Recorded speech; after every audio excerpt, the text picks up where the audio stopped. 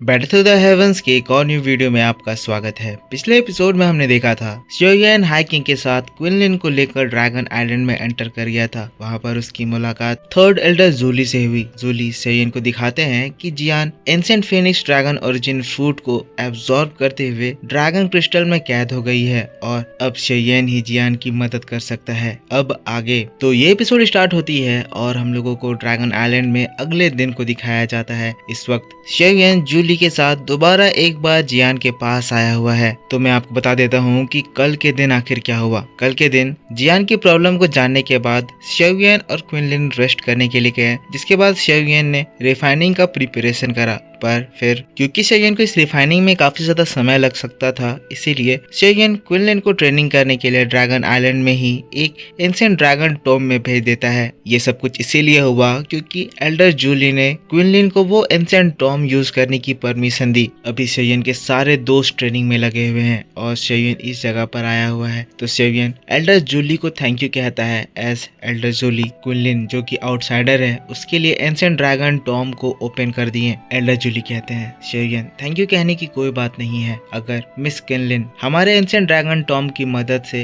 अपने बॉडी के अंदर उस एंशिएंट हेवन सर्पेंट को सप्रेस और फिर रिफाइन कर पाई तो हमें ये बात जानकर बहुत ज्यादा खुशी होगी। यहाँ पर ये लोग बातें कर ही रहे थे, पर तभी उस जगह पर एक और वॉइस गूंजती है। वो वॉइस शियोयन से कहती है, शियोयन क्या तुम अभी भी इस ओल्ड मैन की वॉइस को पहचान सकते हो? शियोयन शॉक्ड हो जाता है। शॉक्ड होते हुए कहता है, ये आवाज तो सीनियर ताइजियान की है। तभी हम देखते हैं ताइजियान हाइकिंग के साथ शियोयन के सामने आकर खड़ा हो जाता है। अब शियोयन जैसे ही ताइजियान को अपने आंखों के सामने देखता है, देखकर वो एकदम शॉक्ड। सबसे पहले तो वो घबरा जाता है। उसे लगता है कि उसने अपने सामने भूत देख लिया, क्योंकि शियोयन को याद आता है कि ताइजियान उसी के आंखों के सामने हॉलो सोल के अटैक से मारा गया था। शियोयन शॉक्ड होते हुए कहता है, सीनियर ताइजियान आप तो उस जगह पर आगे बोलने वाला था कि मर गए थे, पर रुक जाता है। लेकिन शियोयन के इस एक्सप्रेशन को देखकर ताइजियान हंसने लगते हैं, जिसके बाद शियोयन से कहते हैं, शियोयन उस रात एल्डर जूली भी वहाँ पर आए थे और उन्होंने मुझे उस हॉल ऑफ सोल के लोगों से बचाया और फिर यहाँ ले आए। शियोयन जब ये बात सुनता है शियोयन एकदम सीरियस हो जाता है, जिसके बाद तुरंत ही एल्डर जूली की ओर मुड़ता है और फिर कहता है,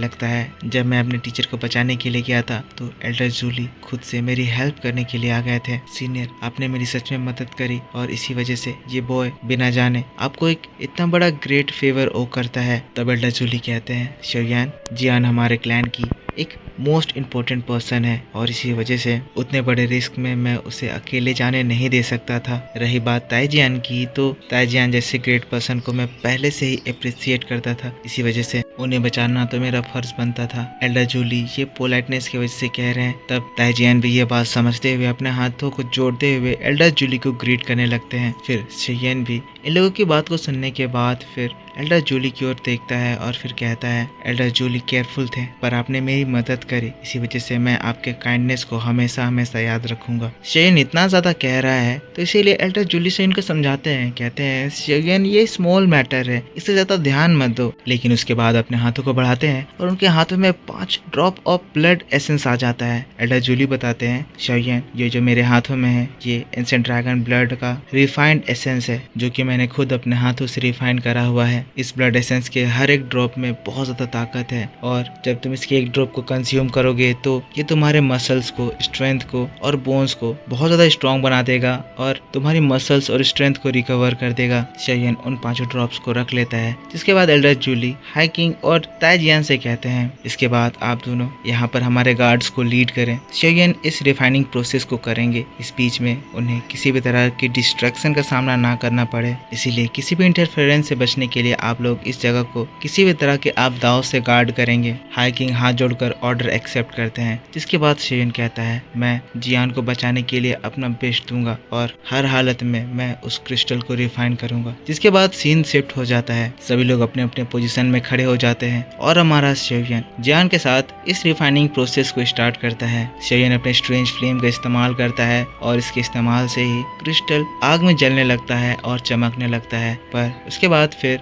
शेयन अपने फ्लेम ड्रैगन को समन करता है। शेयन का ये ड्रैगन अब ज्यादा स्ट्रॉन्ग बन चुका है क्योंकि ये अब 4 तरह के स्ट्रॉन्ग हेवनली फ्लेम्स को कैरी करता है। और इसके बाद लगातार समय गुजरता है और हम देखते हैं कि शेयन के इस कंटिन्यूअस फ्लेम की वजह से क्रिस्टल धीरे धीरे करके पिघलने लगता है। शेयन कहता है, मैं हर हालत में मेरी दोस्त जियान को यहाँ से बचा कर ले जाऊंगा। मैं जब तक इसे कंप्लीट नहीं करूंगा हार नहीं मानूंगा। शेयन की फ्लेम की ताकत से क्रिस्टल जोर जोर से जलने लगता है, पर ये ड्रैगन क्रिस्टल इतना ज्यादा स्ट्रॉन्ग है कि इतनी ज्यादा गर्मी के बावजूद भी वो इतनी आसानी से पिघल नहीं रहा होता है। पर फिर हम लोगों को फिर से एल्डर जूली को दिखाया जाता है, जिनके पास एक और ड्रैगन आते हैं। ड्रैगन एल्डर जूली से कहते हैं, जूली, क्या तुम्हें वाकई में लगता है कि ये लड़का जियान के चारों ओर सराउंडेड उस ड्रैगन क्रिस्टल को रिफाइन कर सकता है? तब एल्डर जूली इस 4th एल्डर क्यू को बताते हैं, हाँ, मुझे विश्वास है कि शेयन इस मिशन को जरूर कंप्लीट करेगा। मैं तुम्हें बता दूं कि शेयन जितना मामूली दिखता है वो उतना मामूली नहीं है।